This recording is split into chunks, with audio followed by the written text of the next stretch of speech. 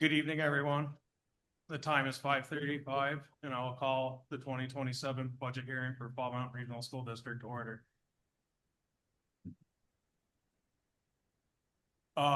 Please join me in the Pledge of Allegiance. Allegiance to the flag of the United States of America, and to the republic which stands one nation under God, indivisible, with liberty and justice for all. I'd like to thank everybody for coming tonight. Can you hear me okay? Is the audio good? Got it across from the back, says the audio needs to go up. Is this better? Can you hear me now? Okay, good, perfect. Again, I'd like to thank everybody for coming tonight, and we'll get started. Tonight's agenda includes introductions. I will start myself. My name is Garrett Neal. I'm the Budget Committee Chair, member at large. Ryan Schoonover, Ackworth. Suzanne Clark, Alstead. Chris Spalding, Charlestown. Steve Delesio, Walpole. Krista Rule, Langdon. Jamie Teague, school board member ex officio on the budget committee. I'm at large. Kevin Keith, school board for Langdon. Shelley Andrews, School Board, Charlestown. Jamie Teague, school board member at large. Karen Schwabe, school board member, Alstead. Sarah Vogel, school board member, Ackworth. Alyssa Bascom, school board chair, at large. Chris Young, assistant superintendent and CIA. Lori Schmidt, business administrator. Misty Bushy, district clerk. Very good, moving on. There's our introduction slide with the chemistry of our budget committee. Okay, on December 12th, this budget committee sent a letter to the school board and the administration. This is a condensed version of the letter, but with direct quotes from it. It is clear that the tax rates for the school district are on the rise. And the reality is the increase is unsustainable. We are tasked with balancing the interests of the collaborative. We want to ensure the district is appropriately funded while also ensuring taxpayers can shoulder this cost. Our conversation was heavily focused on the expenses related to the high school. We believe our elementary schools have done a nice job dialing in their numbers. As a result of this meeting, our current belief is that the budget can be reduced from $39,281,386 to $37,781,386. This is a $1,500,000 reduction, which equates to a 3.82% reduction. Our thought process behind those thoughts was as followed: reduction of the proposed CTE director for $100,000, evaluation of how classes are taught at the high school, proposed reduction of 5 staff for $600,000, evaluation of the Springfield CTE group for another $200,000, further evaluation of clubs and stipends to be determined. There's still conversation on that, and potential elimination of the superintendent position. Operating budget timeline and overview. On November 24th at the school board meeting, version 1 of the 2027 budget was presented with a bottom line of $37,222,653. Tax rate implications of version 1 of the proposed budget were as followed on the slide. As you can see, some of them were large increases to some of the communities. On December 7th, 2025, Budget Committee met on a Sunday. We had significant discussion surrounding the tax rates, student needs, and feasibilities.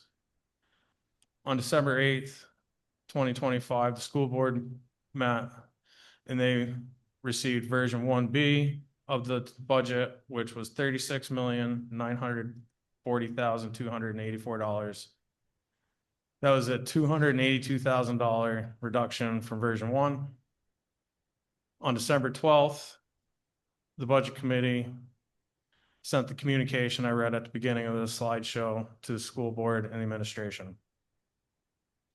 On January 2nd, the Budget Committee meeting, we discussed how the school board administration exceeded the $1.5 million goal and actually made $1,700,000 worth of reductions to the budget with version 2. Also discussed in that meeting was class sizes, the economic pros and cons of block scheduling versus traditional scheduling, the CTE programs, how some areas of facilities are funded and how it affects the methods. And also we discussed health insurance costs, as those are always rising. On January 7th, the Budget Committee and the school board met in a joint session. Both the Budget Committee and the school board voted in support of accepting version 2 of the proposed 2027 budget. And then that brings us today to the budget hearing. This is a really boiled down version of the process, folks. Way more than this goes into getting to this budget, and everybody you see in this room did a lot of work to get to where they got, and some people had to make really hard decisions. Here is a slide with the tax implications of the version 2 budget. As you can see, all the hard work that these people put into this got these tax rates down. A couple of the communities still have an increase in tax rates. It's a touch on the high side, but where they started to where they're at now, again, pointing out a lot of everybody's hard work. Now down to the final calculation. Our operating budget plus all other funds equals total budget for warrant article number 1. So our operating budget is the $35,479,560. All other funds is the $2,058,733 for a total of $37,538,293. Last year's operating budget was $34,663,849. The default budget for this year is $37,318,637. Questions? The 2 million. Oh, I got the slideshow all messed up. Hold on.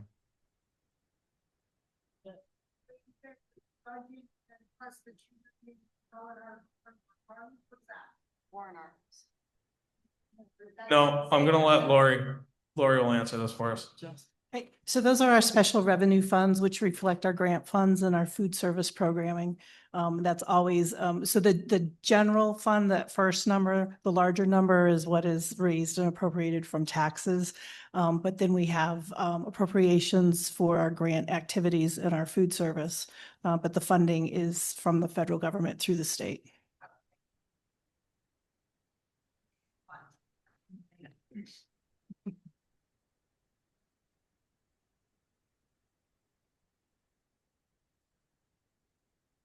Any other questions? Well, that was easy. That's the end of the Budget Committee presentation. If there's no further questions from the public. You, sir, I should have had the, can you step to the podium and state your name and town of residence?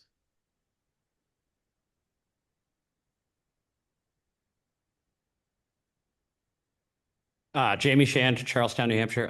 Just for general idea, so everyone got an idea of it, can you give us a bit of a breakdown on how the default budget gets funded or how it gets formulated, how we get to that number?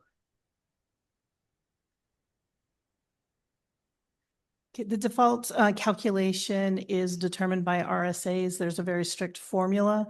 You begin with your budget from last year, and then there are changes. So if you have one-time purchases, such as we had a pottery wheel purchase last year, so that's not going to happen every year. That's not normal. So I'd subtracted that out.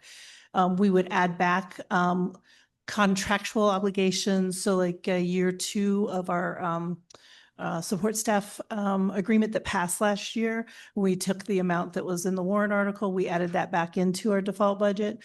We have a contractual obligation to our employees to provide the health insurance, so the health insurance costs went back. If there are legal obligations for student services, that if there's an increase in those costs, those get added back.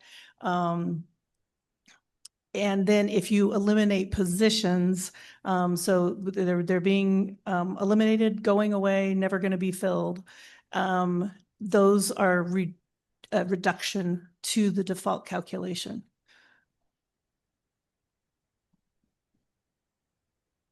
Go ahead, Jane. Thank you, Lori. And also if there are changes in debt. But I don't think we have any, so that wouldn't have been in our calculation. But if there are ever any changes in debt up or down, that also becomes a part of your default.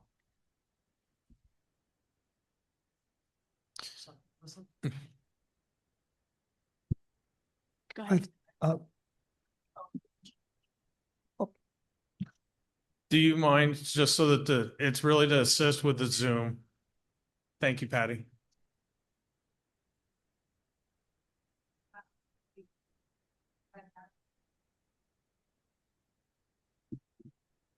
So that would be the budget for the current school year, which we haven't spent through yet. So when you're looking at the budget, the proposed budget is for next school year. So the prior budget compared would be for this year. Yes. So we haven't completed the school year yet.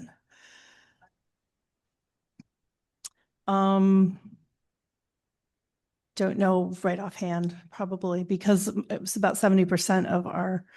So when I look at the numbers, I look at my encumbrances as well. So I have an obligation to pay salaries and benefits. So I reserve those monies, if you will. So no, we have not necessarily spent 50% of our salaries and benefits. But when I look at my overall budget, we have about, I'm trying to think, our last report, maybe 5 to 10% that we do not have encumbered or spent. Yeah, without going back to the last financial report, that's my best estimate. Go ahead, Kevin. Lori, can I verify, just back to the previous question about the default budget, that on the SAU website, the detail about how you calculate what the default budget is currently available, correct? So yes, there is a spreadsheet, a worksheet showing how this was calculated. The number that was it's in the warrant article, there is a spreadsheet showing that calculation in the budget document folder. Jacob Kane, Charlestown, New Hampshire. Can you go over the cuts that were decided that came out on January 7th, please? So Lori, just before you discuss what the administration has proposed, I just want to caution everybody that these are proposals for where we are able to cut depending on where the budget is actually voted, because we still have a deliberative session to go through. And when we open up the fiscal year as the school board, we do have the authority to move funds around if there's a need where something might have been projected or proposed as a cut, and we find that we're not able to do it. So this is a proposal from a snapshot in time, right? But this is their best estimate of where the proposal of cuts may be able to come from what we know right now.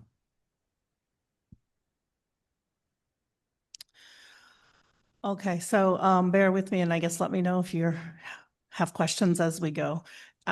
So I've grouped these by, as you know, we have 6 different methods that factor into how we appropriate costs to our communities, as well as our direct costs to communities and the high school. So we have all of those cost centers, and as I go through this list, they are grouped by those cost centers just for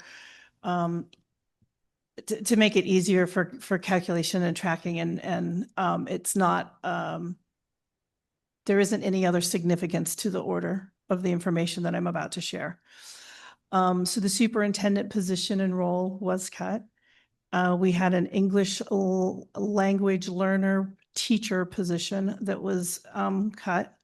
We have a maintenance tech position that's being cut, a computer tech position. The ELC, the Early Learning Center program is being shifted from being an independent program. It's being shifted back to the communities. The teacher is retiring, and so then we're not replacing that teacher because all of the children and sporting staff will be going to the communities. We are eliminating a recreational therapist position, a speech language assistant position. We have 2 behavior assistant positions that are being eliminated or proposed. We have a speech language pathologist position. We reduced our out-of-district tuition by $100,000. We have the secretary position at the Ackworth schools being eliminated. We have an interventionist position in Alstead schools that's being eliminated. We have a special education para in Charlestown. We have a library assistant at the Charlestown Middle School. We have another special ed para that is also in Charlestown. We have 2 teaching positions at Charlestown Middle School. We have 1 teaching position at Charlestown Primary School. We have an earth science teacher position at the high school.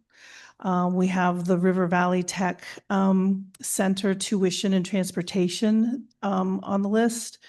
We have a special education teacher at the high school. We had proposed a full-time CTE director in our initial budget, and that has been removed. We have a French teacher at the high school. And that's it for the, that's a complete list of all of the proposed eliminations. Go ahead, Jamie. So I would encourage any of you who want more information on that list that she just read. We had a meeting on Monday night, a regular school board meeting on Monday night, and there was a presentation about this. And they went through a whole list of, it's the school board administration proposed budget. So it has a lot of information in there regarding these cuts, and there's dollar amounts attached to it. And there's other information, you know, within that presentation as well. So if you want more in-depth information, we tape all the meetings. And so there are links on the website where you can actually watch it and listen to the discussion. Each of our budget presentations are also included on our website in the budget document section of the website.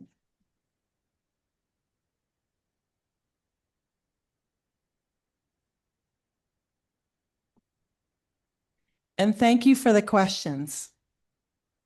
I've got more, sorry. Jamie, Charlestown.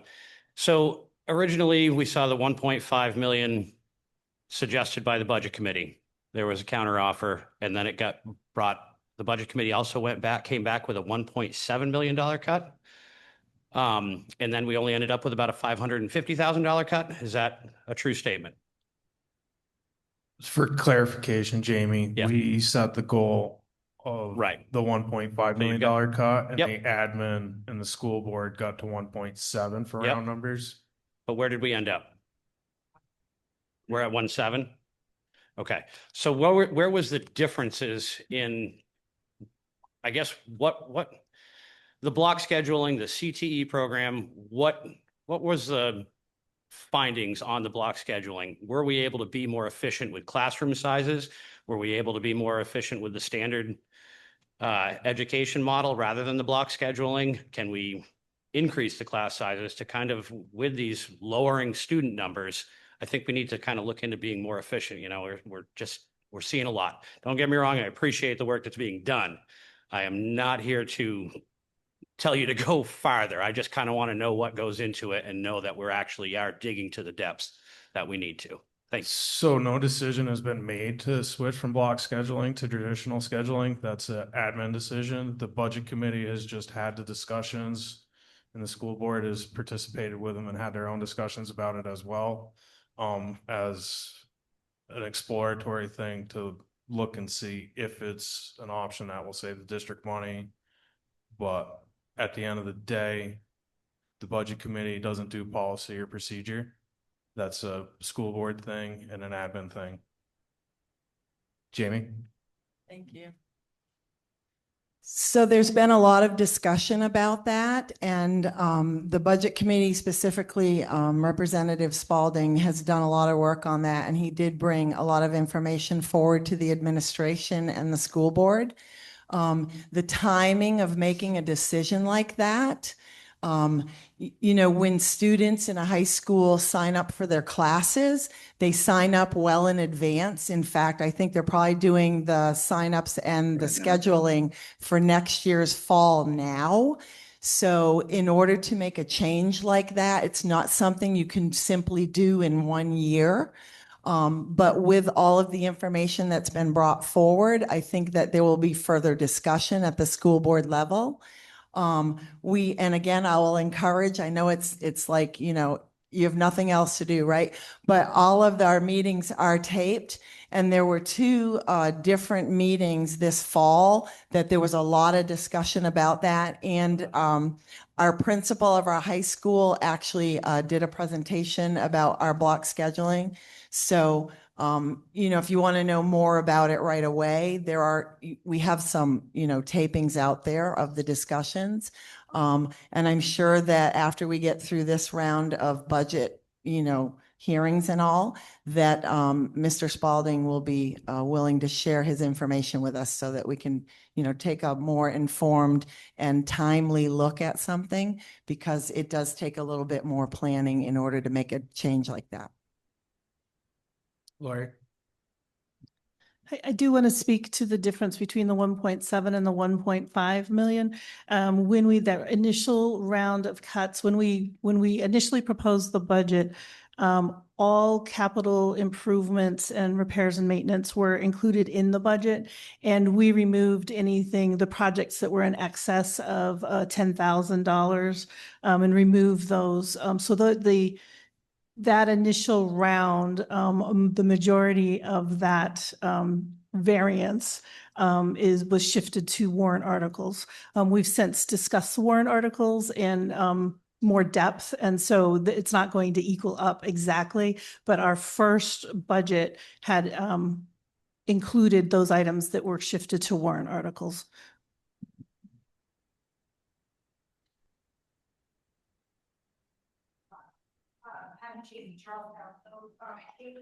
Jamie on the deficiencies. I'm wondering, has there been any look at transportation? I've heard a lot of cuts at schools and teachers and this and that, but I haven't heard anything about transportation costs. And I know from my own experience, at 6:30 in the morning, there are 3 buses essentially in my neighborhood, and they all follow each other through downtown Charlestown to go to the high school, and they're not full. So I'm not sure if board or budget committee that in regards to efficiencies, I think sometimes it's not always the teachers or things like that. How are we looking at other things? There's an agricultural part too, like animals. I think I have one or more questions, but are we looking at things like that as well? Because that all falls into the formula, and like I said, I know I see 3 empty buses every morning. Go ahead, Lori. So we did have some discussion about buses, and we are in the process of implementing a new system that will help us better track ridership and membership on the buses. Keep in mind that our articles of agreement require us to provide transportation for, I believe, kindergarten through 12. It might be 1 through 12. But in any case, we have to provide it for the full gamut. And so we have to develop our routes to be able to handle all of those students, whether or not they choose to ride. And the situation, okay, so correct. So I will ask Art to speak to that, but I do want to let you know that we did look at transportation as well. Instead, we were up for, we've historically, run our buses and leased our buses for 7 years, and we turn them over every 7 years, right? And so we had 7 buses that we should be turning over next year, and we changed that, and we're doing 4, and we're going to start extending our leases to 8 years instead of 7. We looked at it carefully. Our star mechanic is allowing us to help and with save costs and better maintain the vehicles. And so we are looking at it in those avenues. I do want to let Art speak to the actual routes. There are a couple of things there. Art, do you mind using the podium to assist on the viewers watching online? Thank you.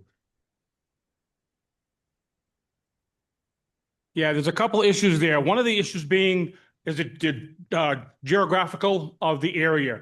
The state mandates that we shouldn't have children on the bus for more than 50 minutes for a bus run. If you were to have 1 or 2 buses go around and pick up all the kids in Charlestown, they would be on the bus much more than an hour or longer. That's why we have multiple buses picking up the students. We have also looked at maybe congregating in Charlestown in front of the middle school to have 1 bus bring all the kids out instead of just having the 3 buses that you're speaking about. The savings would be pennies because we're still going to have those drivers on the clock.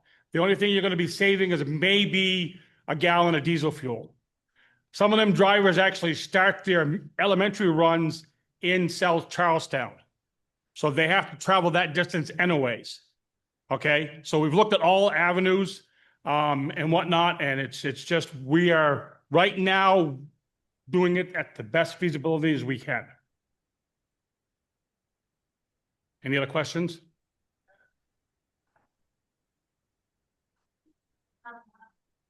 Where you have to provide within a certain amount of time. But I read an intersection and I clearly see a bus here and a bus turn onto my street. And by the time they can emerge in downtown, there's 2 buses with 6 kids on each. So if this bus is passing by this bus stop that just picked up 3 of those 6 kids, I don't understand why that bus can't pick it up. Whereabouts you live? I live off the old Claremont Road. Okay. Okay. Visual of a lot of empty buses in Charlestown, and I was just wondering if transportation was looked at. Yeah, we've looked at it, believe me. Thank you. Shelley? So I would put the challenge out there that I heard you say that it could save pennies. At this point, that's what we're looking at. I'd rather save those pennies and put it towards a staff person than have 3 buses. So if we can save them, let's save them. That's all I'm saying. Jamie? Okay, so I think it's fair to say that we're going to look into what the actual riderships are.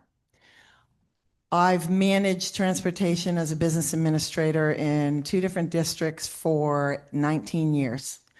And so here's where it becomes difficult when you try to cut the number of assets that you have available to move students. And I understand what you're saying, totally. I live in North Walpole. I see many buses go by my house. One thing that you're seeing when you're seeing things in the middle of Charlestown is because there's only one way to get to the high school, right? So they all take the same route to get there. But the other thing is that you have to look at, like Lori said, what the maximum need might be if all students who were able to ride chose to ride, which is difficult, right? Because as we all know, that's not maximally efficient, right? If we're going to run a bus. But I think if they can take the time now to look at what the patterns might be, and you would have to look at that every year because the ridership changes as children, you know, either graduate or maybe get their license or take more sports, take less sports. You know, the ridership will fluctuate wildly during different periods of time. But I think if they can put effort into managing and looking at what the ebbs and flows are for that ridership, you know, there might be ways that we could consolidate some of the routes in, like we used to do. I don't know if we still do, honestly. We used to do in Ackworth and Alstead where two buses would meet and then they would share the, you know, one would drop the children off and then they get on another bus and then, right. So I think that we've heard that message and I think that they heard it as well when we're building the budgets. And so they're going to start managing that a little more for informational purposes. Eric, please approach the microphone. Thank you. If you remember back when I started here 18 years ago, we had 7 buses in Charlestown. We are now down to 4. Yeah. So over And the years. so we have cut quite a bit over the years. Sure.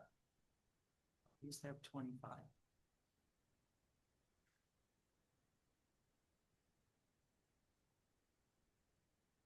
I inherited that. Any other questions or comments?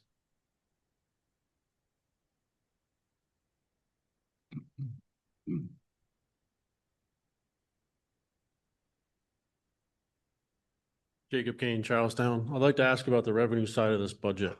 I'd like to ask how many kids are actually tuitioned into Fall Mountain. And if that tuition dropped, where would we be on this budget for the next year?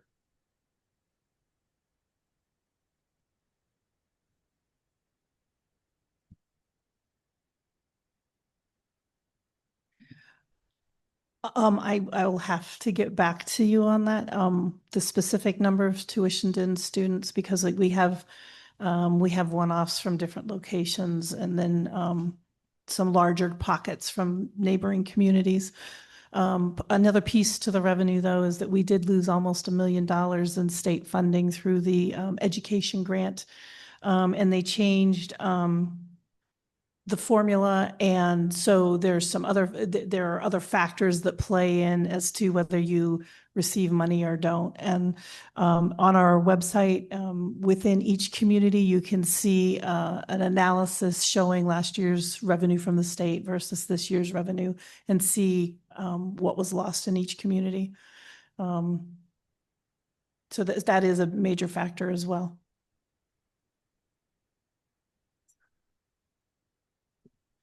And I think for your question, because we'll need to get back to you, keep in mind it would be a projection, right? Because of one, the new article that we're going to talk about, and two, that we have area agreements that we're still working through with some of our, partners. So when you're projecting how many tuition students might show up at your door, they can always change their mind even 2 days before school starts. So we can give a best guess based on, who's already enrolled and what grades they're in and where we think other students might be coming from. But it would be, a rough projection. So that's all I wanted to point out.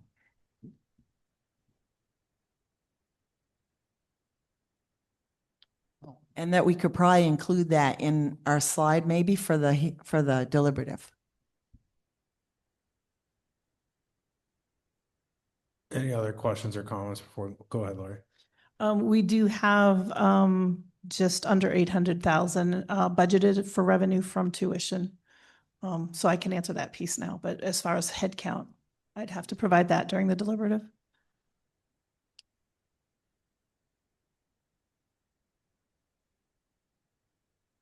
Any other questions or comments before we move on?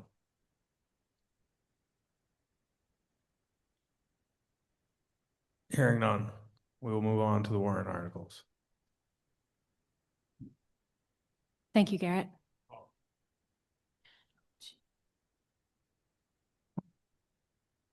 I can click through.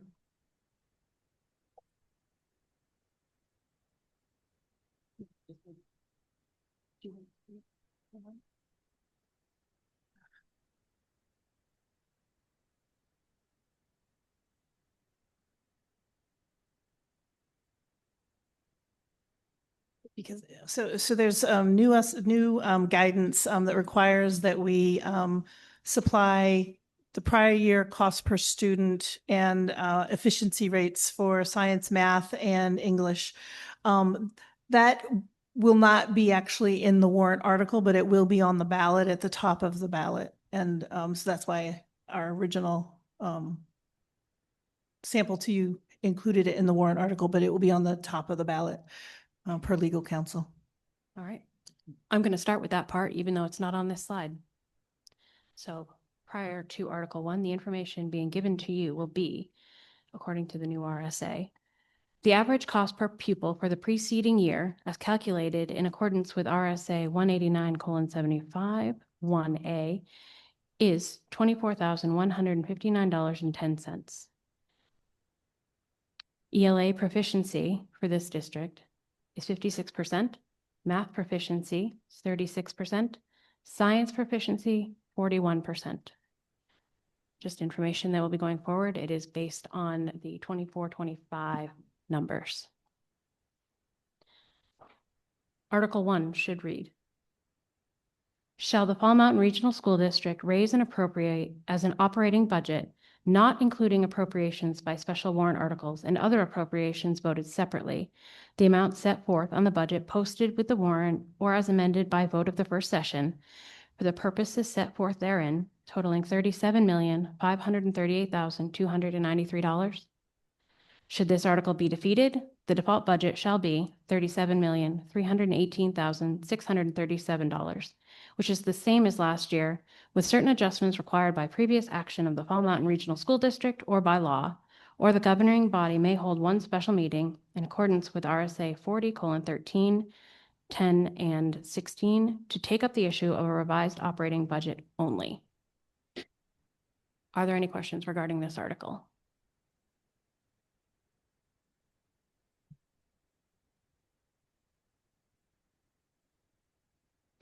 Seeing none, I will move to warrant Article 2. Shall the Fall Mountain Regional School District vote to approve the cost items included in the collective bargaining agreement reached between the Fall Mountain Regional School Board and the Fall Mountain Educational Teachers Association, which calls for the following increases in wages and benefits at the current staffing levels? For the upcoming school year 26-27, the estimated increase is $493,260.62. For the 27-28 school year, the estimated increase is $515,947.85. For the 28-29 school district, the estimated increase is $513,416.76.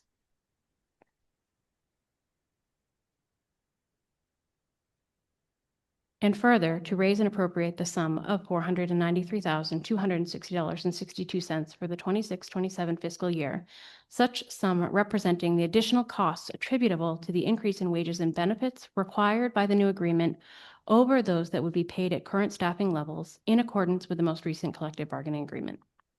Note, health and dental care premium increases are included in the main budget proposal. Are there any questions regarding warrant Article 2?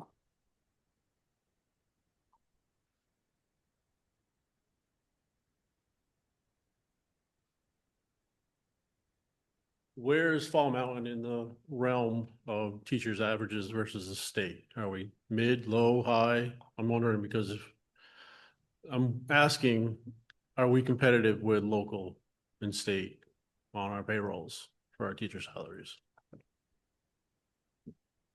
So during the negotiation process, we did look at several comparative districts, and this negotiation does keep us in the realm and as being competitive.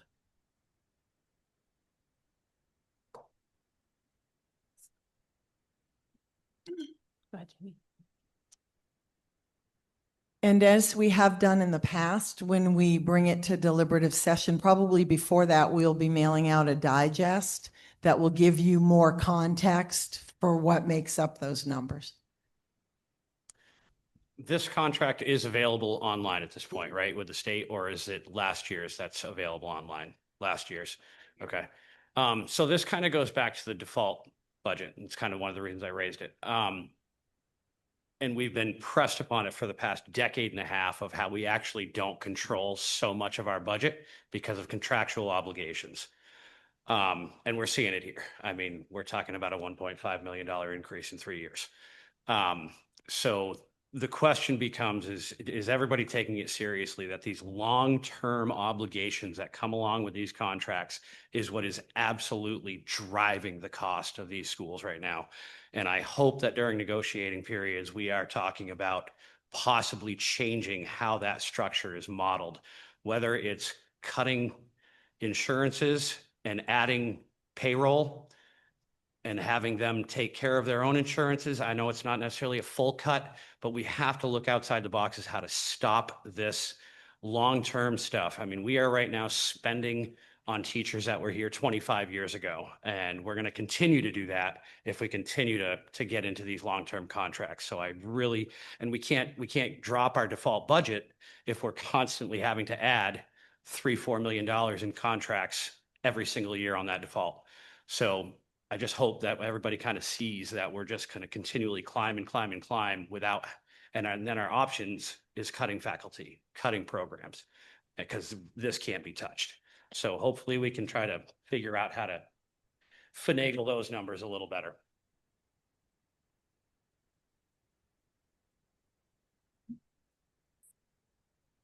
Thank you for your comments, and I'm glad you brought that up.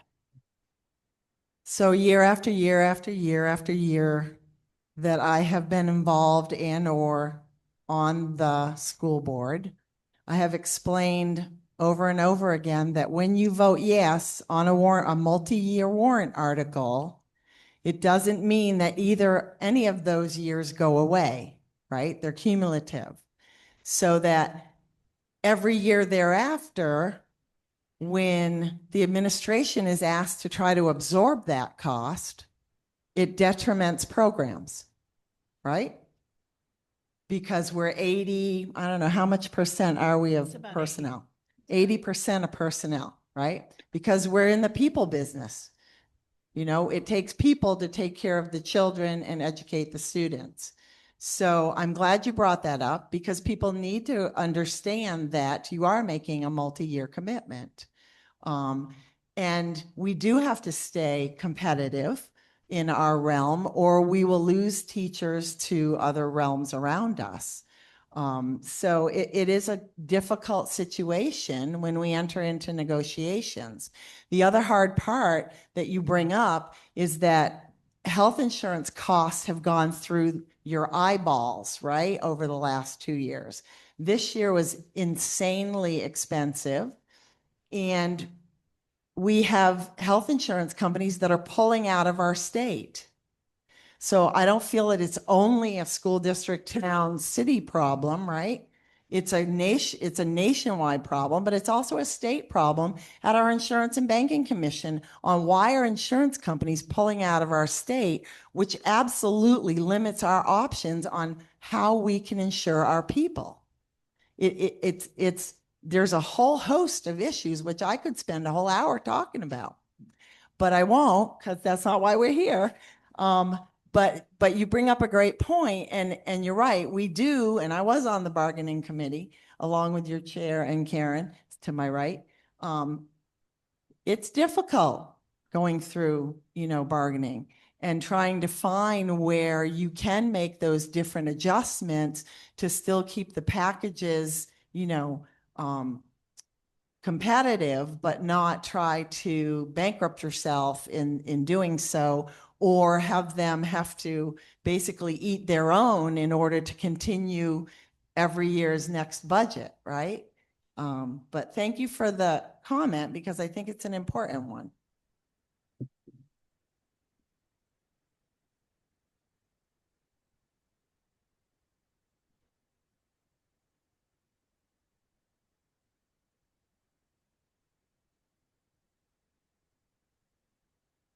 Good evening, Terry Spilsbury from Charlestown. I just would like to confirm whether my understanding of the impact of these figures is accurate. Is it true that if warrant article 1 is approved and 2 is approved, effectively we're adding for the coming year another 500,000 on top of the 37.5 million approved in Article 1. That is correct. And is it true that each of these 3 years is progressively added on top of the prior year? That is also correct. And is it true, therefore, that next year, when we're having this same process, the 493,000, 500,000 more or less, will be embedded into the default budget that we're looking at next year? Yes. And so adopting warrant Article 2 all by itself with nothing else occurring at all puts us on a trajectory to be looking at a $39 million default budget 2 years from today. Is that correct? More or less? Yeah. Assuming no other changes, assuming that you still have the same personnel in place at the same levels and numbers. Assuming nothing increases, assuming no health insurance further increases, which is of course not a realistic assumption, but 39 million, in other words, is the baseline we can expect to see embedded into the default budget 2 years from now without some kind of radical change. Is that correct? Yes. Thank you.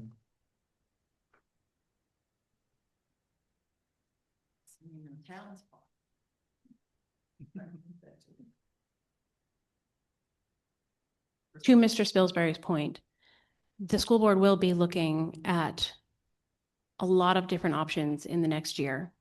I just want to assure everybody that nobody is sitting back on their laurels, just letting things happen. We are putting together a schedule for the upcoming year to bring forward information regarding structural change. So please do get involved when we put out calls for volunteers. Please do get involved because the people in this room are asking great questions. You have good insight. We want you involved in these conversations. I would also like to add that if we do not pass warrant Article 2, we stay at the current CBA levels for the next coming year and we renegotiate. It doesn't simply go away. This is something that we bring back and would bring back for March of 2027. So I would encourage you to recognize that this was an arduous process that both sides went through. We had excellent conversation. Everybody gave a lot to get to the place that we're at. And I do appreciate all the work that went into it. And I hope the taxpayers here, the voters in March, recognize that. Are there any other questions regarding warrant Article 2?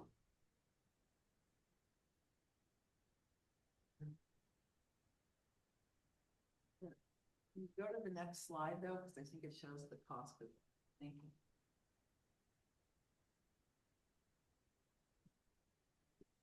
Hi, my name's Joe Levesque. I'm from Alstead. I just wanted to point out that those numbers that were on the previous slide, they could change next year if our student enrollment continues to go down, because there will be more layoffs, and that's money that we don't have to spend.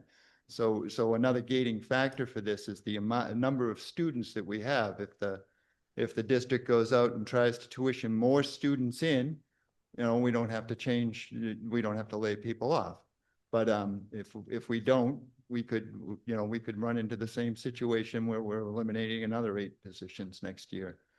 Just to say that it's not cast in concrete that those numbers are accurate. We don't know what next year is going to look like because we don't have those numbers yet, but they could go down. Thank you. Thank you, Joe. So projected. Right into the mic if you could, Patty, please. Sorry, JP Charlestown. The 53 cents that's noted here for Charlestown, would that be less than if all those proposed cuts went through? No, this is separate of warrant Article 1 entirely. That's not what I'm asking. Those cuts were No, this is also, saying Article 2 would be an increase to Charlestown for 53 cents. So if those, So if I'm understanding, so you're wanting to know, are the cuts reflected in this warrant article?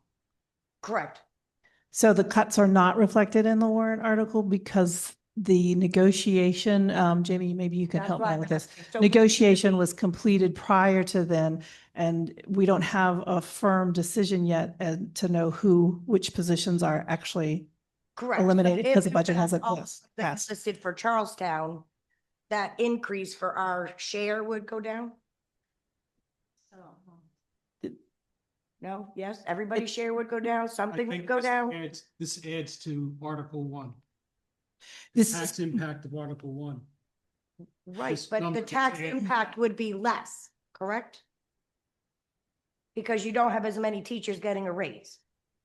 Could potentially. Depending on who's being cut That's what I'm. overall, but you don't know that at this point in Right, time. but potentially that could be less. Right, because Potentially. this article has to go out based on what the census is at the time that the tentative agreement was reached. Yeah, I So, understand. I'm yeah, just, it won't, that was my, if yeah, this fact. it probably wouldn't be hugely considerable because it's not, this doesn't show their wages in total. It's I only the understand that. difference, I only the understand that. increase. But it's still a little bit. Okay.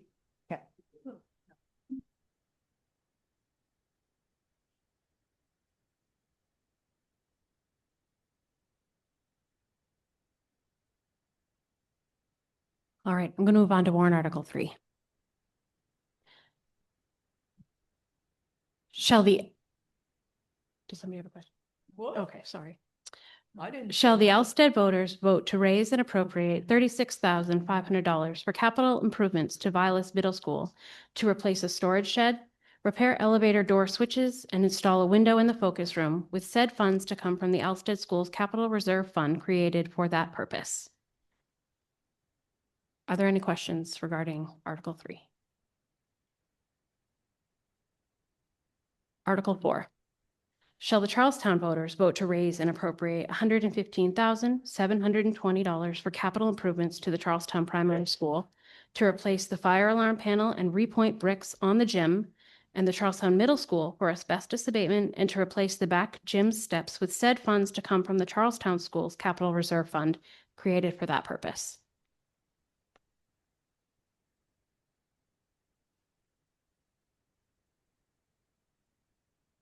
Sorry, inquiring minds want to know. No need to apologize. The gym steps, what, can you give me a little bit of a heads up on that? What's the scoop? Why are we replacing these steps?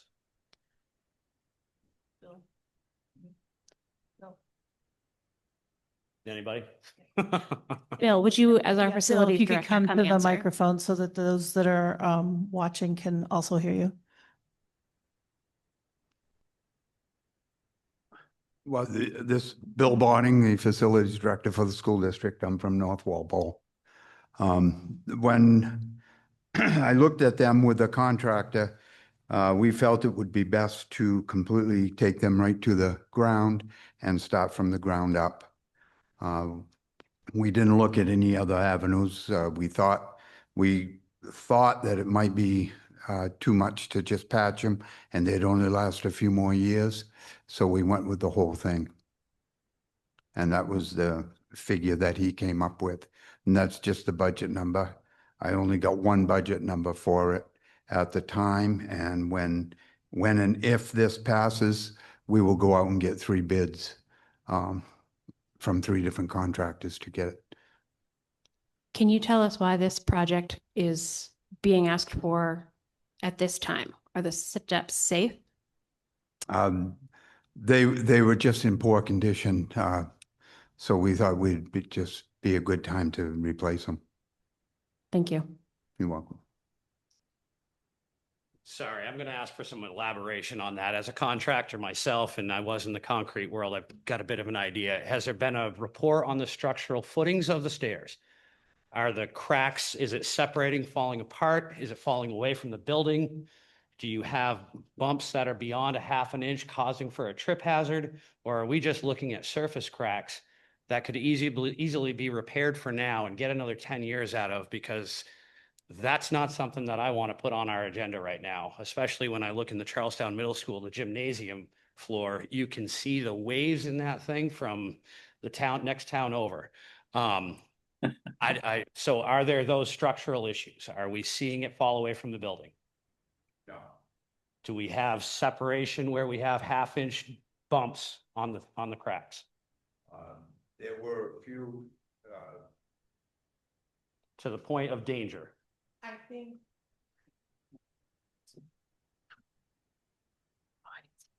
Corey Leclerc, I'm the principal at Charlestown Middle School, and the steps are crumbling on the corners. So then that creates a level of trip hazard.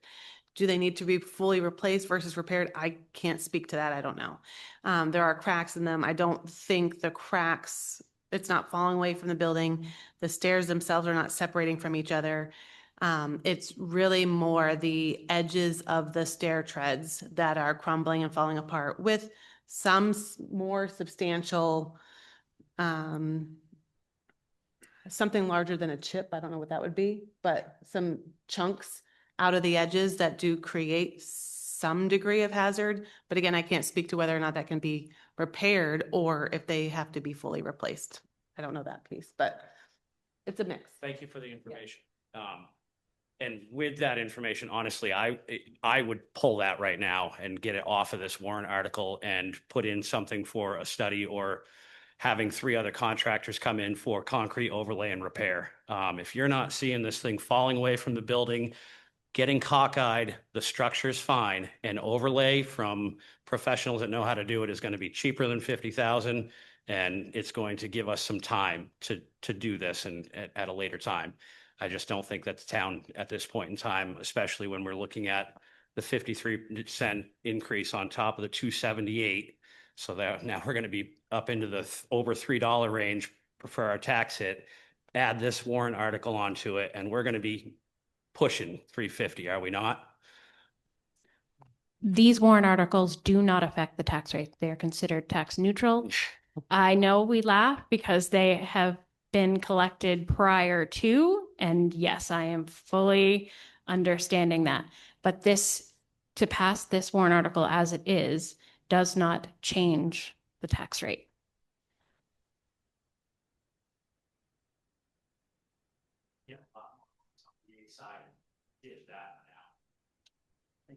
Go ahead, Shelley. Bill, if we redo the gym steps, will there be a railing in the middle of those stairs? Because right now we only have railings on the sides. So would there be an additional railing in the middle? that, as of right now, wouldn't be, but there could be, when we put it out to bid, we could request 3 rails. Yes.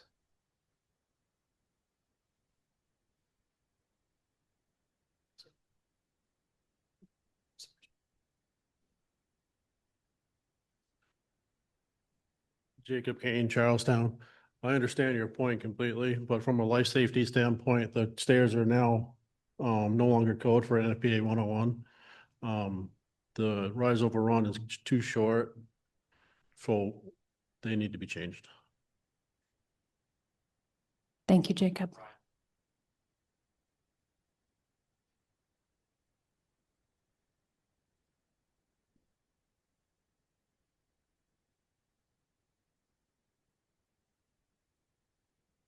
Are there any other questions regarding Article 4?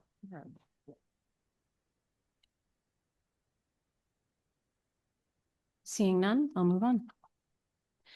Shall the Walpole voters vote to raise and appropriate $38,000 for capital improvements to the Walpole Elementary School for asbestos abatement and to replace fencing with said funds to come from the Walpole Schools Capital Reserve Fund created for that purpose?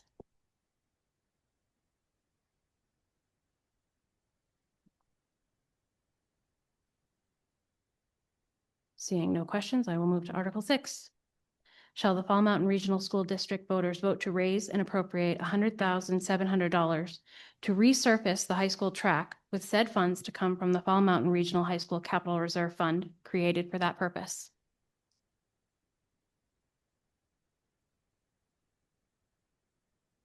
Are there any questions for Article 6? Seeing none. Article 7. Shall the Fall Mountain Regional School District vote to raise and appropriate up to $500,000 to be placed in the district's capital reserve funds with the breakdown as follows. 6.89% up to $17,233 to be added to the Ackworth Capital Reserve Fund. 13.17% up to $32,927 to be added to the Alstead Capital Reserve Fund. 46.30% up to $115,757 to be added to the Charlestown Capital Reserve Fund. 5.17% up to $12,923 to be added to the Langdon Capital Reserve Fund.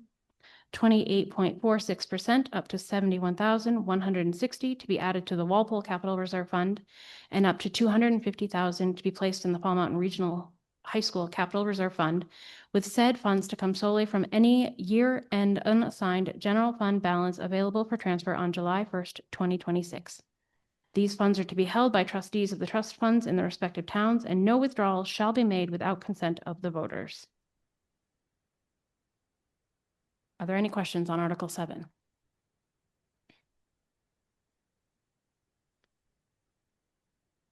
Seeing none. Article 8.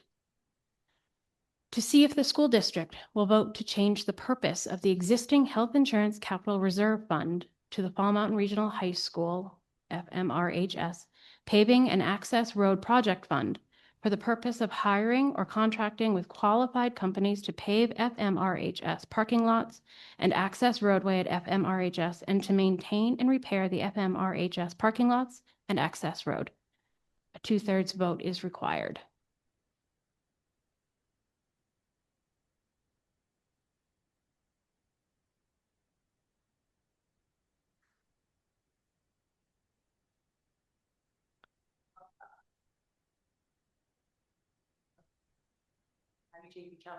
Can you just give me a real quick explanation of why we had that health insurance capital reserve? So we used to be self-insured, and that money was there to help cover catastrophic or larger claims. So we can't access those monies now because it was restricted for that purpose.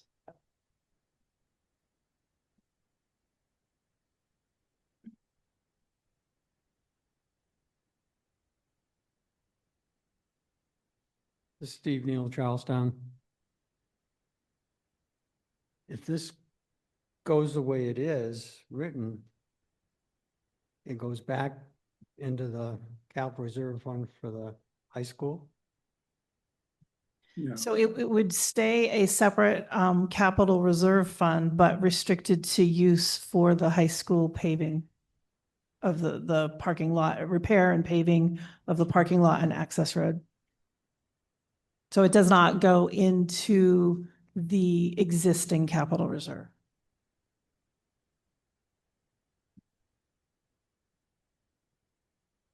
So the money that was put in there previous from the different towns by their percentage, does it go back, or are they being equally distributed back as such? It's going to be, so the intent would be for it to be utilized for a high school project. Monies would not be going back to any of the towns. And I would think that there's been a change in the percentage and allocation of the high school because it's based on student membership. That's my point. Thank you.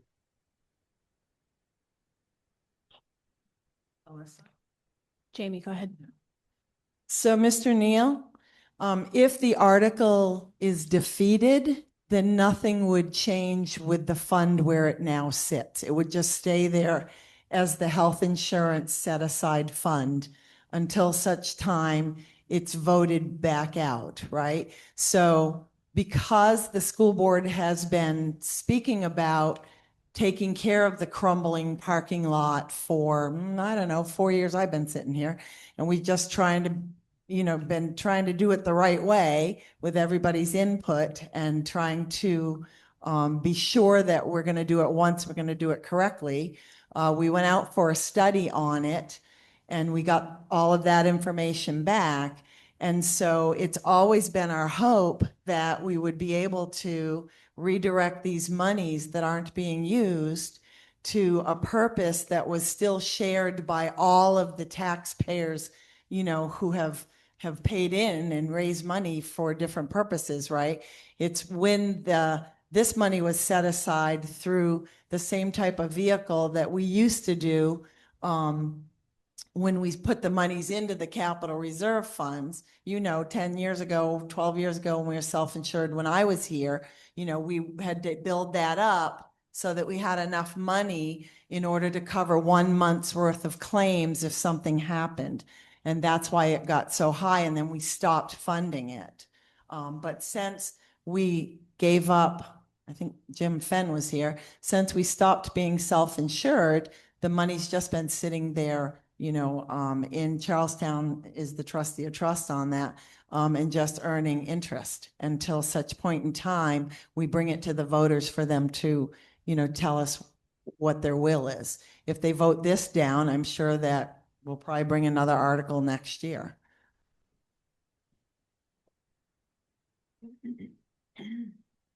So it seems clear that these funds that have been accumulated have effectively been marooned because they can't be accessed. But wouldn't it make more sense to propose that the fund be dissolved and that 759,858 be credited back against the taxes for the coming year? Good. That is one option, but it's not the option that we're choosing at this point in time. So if the voters vote no, they'll be sending us a message. Well, I would have thought if you truly wanted to find out the will of the voters, you would have presented a choice. So I don't think you've gone in an ideal direction. I also think you're confusing two very different purposes, and no correlation has been made between the amount of money that's in reserve, 759,000, and the probable cost of paving, let alone the value judgment of whether the paving is necessary. So a lot of explanation is going to be required at the deliberative to make that connection.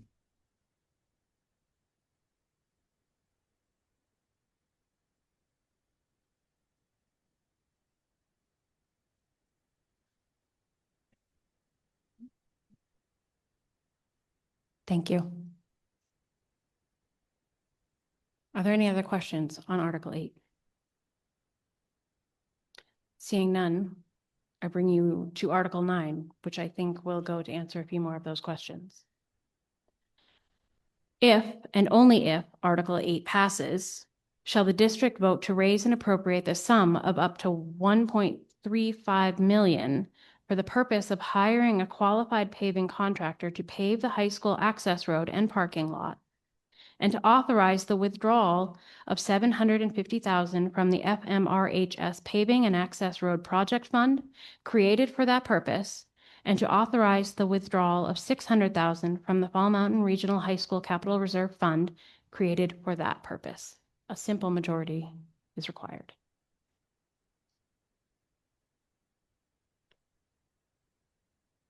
Are there any questions on Article 9?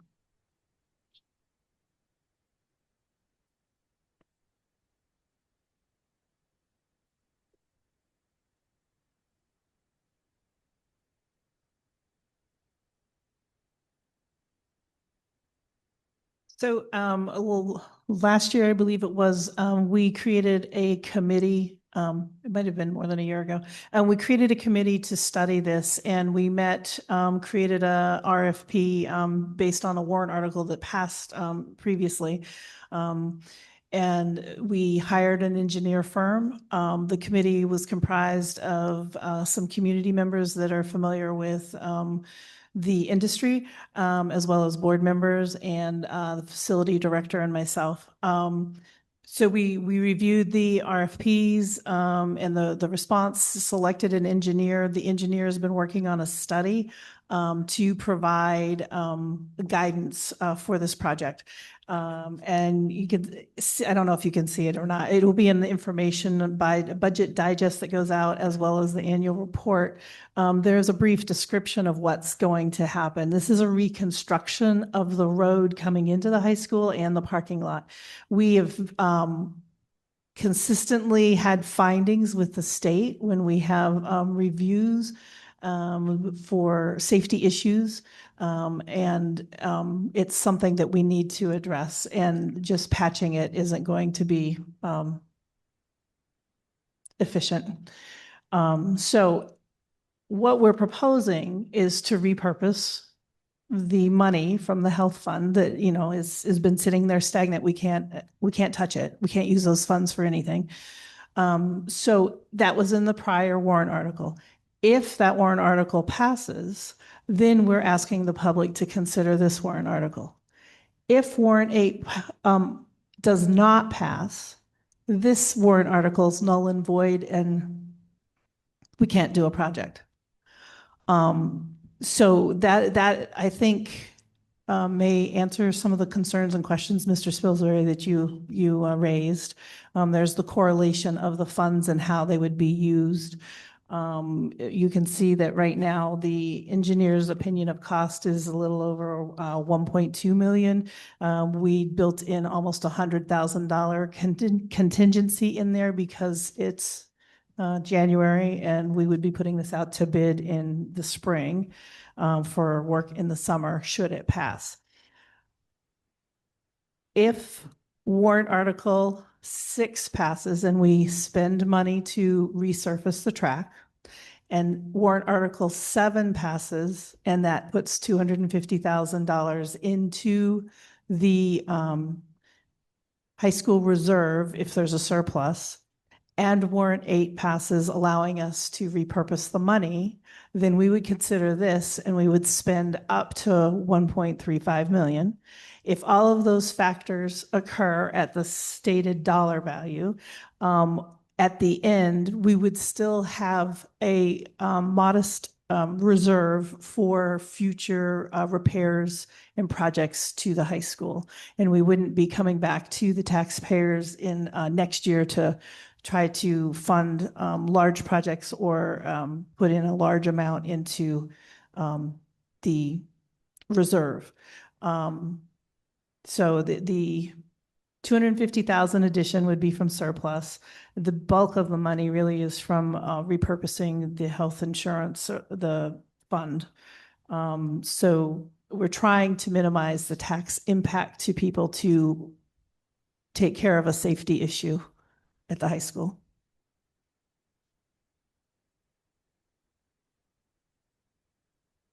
Thank you, Lori.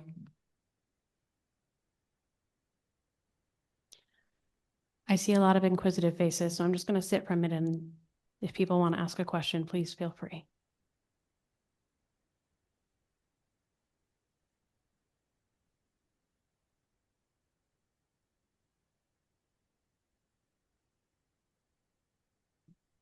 The information, Leroy Watson with Walpole.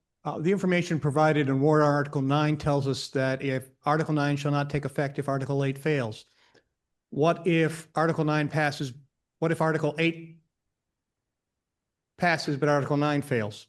What is the impact on the funds from Article 8? If Article 8 passes, it would be repurposed for paving project and repairs. And if Article 9 fails, it wouldn't be utilized this year, but the change in purpose would have passed. Okay, and so Article 8 changes a fund which is only accessible from the vote, from the will of the voters through a vote. Correct. Would, other than for the purpose that it was created for, which was health insurance, would those same restrictions be on that new fund, the paving and access road project fund? In other words, you couldn't use it for anything other than the purpose that fund was created for without further approval by the voters. So we would still need further approval for the voters. So any use of that fund would have to come to the voters in the form of a warrant article. Because we're not asking to change the agents to expend. We're only asking to change the purpose of the fund. Thank you. Mm-hmm.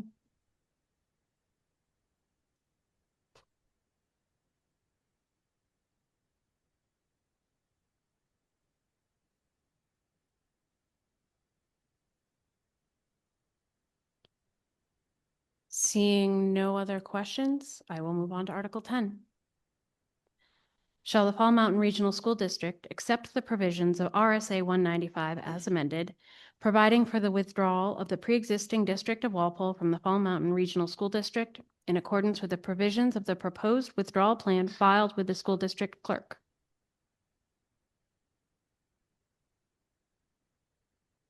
Are there any questions on Article 10? Seeing none. Article 11. Shall the Fall Mountain Regional School District accept the provisions of RSA 195 as amended, providing for the withdrawal of the pre-existing District of Langdon from the Fall Mountain Regional School District in accordance with the provisions of the proposed withdrawal plan filed with the school district clerk? Any questions on Article 11? At this point, I would like to share that there will be a public hearing, public forum, on Monday, January 26th regarding these withdrawals.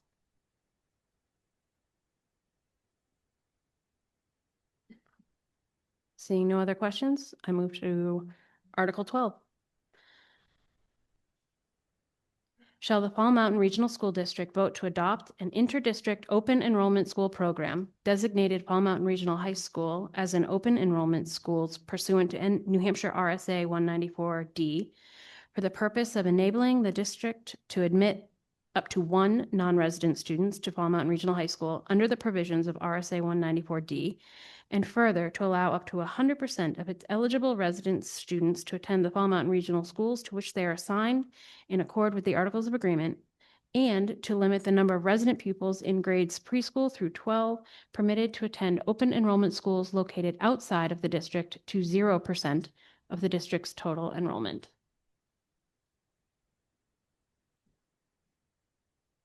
So changes in law and Supreme Court, I think, finding has created a potential liability situation for the district and for any school district. Any of our students, if they were to leave and go to another district that's designated as an open enrollment district, we would be responsible to pay 82% of our cost per pupil, which right now is at about $19,200, $300. Currently, if a student leaves our district and goes to another district, there is no liability to our district. So the intent of this warrant article is to try to limit our exposure and liability exposure. It does not impact parent choice. It doesn't impact the family's ability or eligibility to apply for an EFA benefit, the Education Freedom Account benefit. Its sole purpose is to limit our liability and exposure. If we do not designate ourselves as an open enrollment school, we will be held to that liability. Right now, we don't have any neighboring districts that are open enrollment schools. However, we do have a district in the state that is developing a online program, and they are a designated open enrollment district. And so if one of our students were to enroll in their online program, we would be out the close to $20,000. So that's the intent of this law, this warrant article. There's also legislation in place right now, I believe, that could impact this next year, but we're really trying to mitigate our exposure for this coming school year.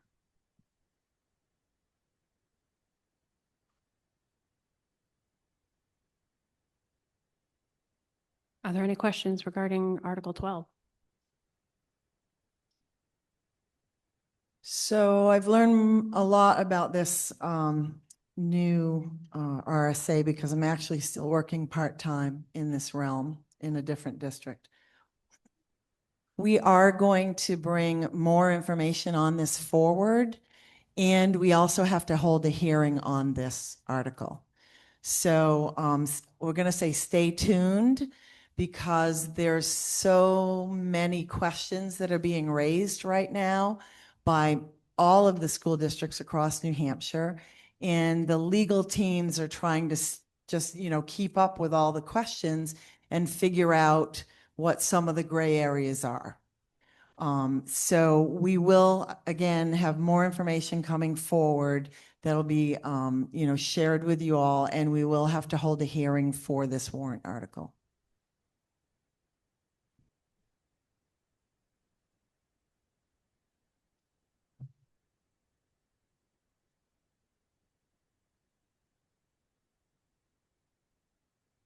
Leroy Watson, Walpole. I also happen to be the district moderator. So when this comes before the deliberative session, I would ask whether or not the numbers and percentages quoted in here, which would have enabling the district to admit up to one, in parentheses, one non-resident student, and then later in the article where it talks about enrollment of schools located outside of the district to 0%, in parens, 0 of the district's total enrollment.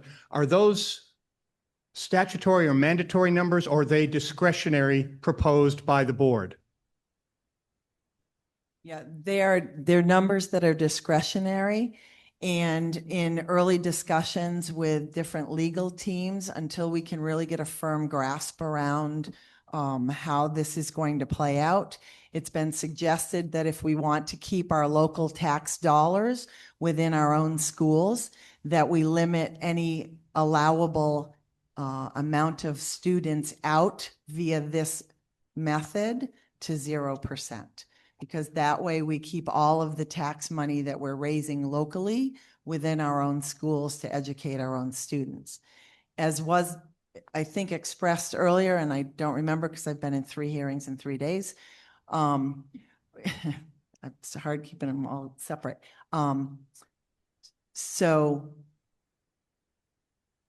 you have to, if you don't vote an article for your district, and somebody chooses to go to another school, you have no opportunity to restrict your risk of having to pay your monies out. The only way you can restrict that risk is if you actually vote an article through, naming yourself as an open enrollment and limiting the amount of students you'll allow to go. Like was mentioned, if people want to go to private school or go to Catholic school or pull their children and take them wherever they want, if they want to put in for the EFA reimbursements from the state, you can still do that regardless of whether this passes or not. Actually, my question is a little bit more narrow, coming from a point of view as the moderator, which is to say that from your explanation, those discretionary numbers can be amended by the body. Just as late as today, I will defer to our legal counsel, who I think is online. Oh, she's not. Well, Okay. My legal counsel at the Rollinsford School District, which is SAU60, just as late as this afternoon, got back to us and said that is correct. Okay, thank you. I just want to make sure I can I make think the right rulings when somebody asks. I'm going to if they tell you that present the an lawyers, amendment. all the lawyers do not agree on this. So it's going to be sticky. I think the other point of area to point out is there is a 0% out, and there is a number of students coming in. That difference is mandated in the RSA. Also, this does not include tuition students that may be outside of this said article. Not restricting. We're not restricting it so we can only accept one student. But if we receive one student, we are now an open enrollment district, and the sending district would have to pay 82% of their cost per pupil to us. Where right now we have tuition agreements with other districts, and we can continue to have that type of arrangement with other districts and set the rate.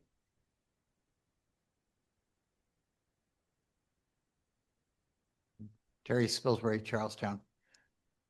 This is confusing. I read it twice. I'm trying to interpret it. I'm going to be thinking about it some more and going back and reading RSA 194D. So I'm sure it's not plain to the members of the school board either.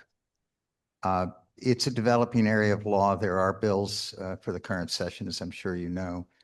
And I know it's controversial and we've just had a Supreme Court ruling that upset one district and gratified another. But this smacks of legal gamesmanship. On the one hand, it purports to adopt open enrollment. On the other hand, it limits it to 1 and 0, 1 inbound and 0 outbound. So I think anytime that we find ourselves tempted to legal gamesmanship, we should probably back up and think a bit more.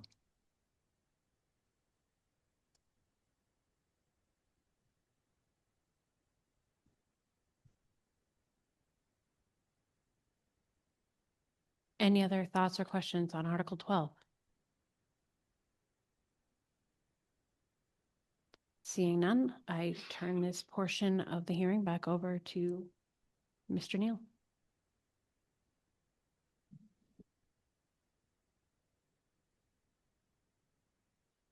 Any other questions or comments from the public before we close the meeting? Having no other business to come before this meeting, do I have a motion to adjourn? I move to adjourn at 7:01 PM. Second. All those in favor? Aye. Any opposed? Any abstain? I call this meeting adjourned.